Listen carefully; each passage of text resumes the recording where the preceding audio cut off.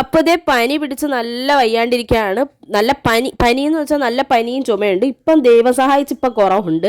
അപ്പോൾ ഫസ്റ്റ് തന്നെ ഞാൻ വിചാരിച്ചൊന്ന് ആവി പിടിക്കാം, ആവി പിടിച്ചിട്ട് കുറഞ്ഞില്ലെങ്കിൽ ഡോക്ടറെ കാണിക്കാമെന്ന് വിചാരിച്ചു. അങ്ങനെ ആവി പിടിക്കാൻ വന്നതാണ്. ഇത് നവരയില പനിക്കൂർക്ക എന്നൊക്കെ പറയും, നമ്മളിവിടെ നവരയില എന്നാണ് പറയണത്.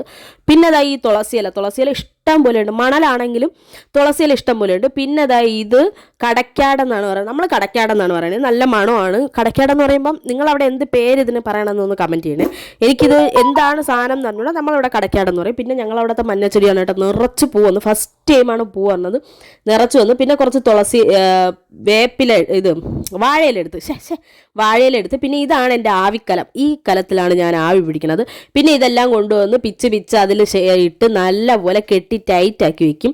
പിന്നെ കുറച്ച് നവരയില ഞാൻ മാറ്റി വെച്ചു, കുറച്ച് വാട്ടി കുടിക്കുകയും കുടിച്ച്. അപ്പോൾ കുറേ നല്ല ആശ്വാസം കിട്ടും. നല്ല ടേസ്റ്റ് ഒന്നും നല്ലതല്ല, പക്ഷെ നല്ലതാണ്. എനിക്ക് മെഡിസിൻ അലർജി ഉള്ളത് കൊണ്ടാണ് ഞാൻ ഇങ്ങനെ ഒന്ന് നോക്കണത്. എനിക്ക് നല്ല മെഡിസിൻ അലർജി ഉണ്ട്.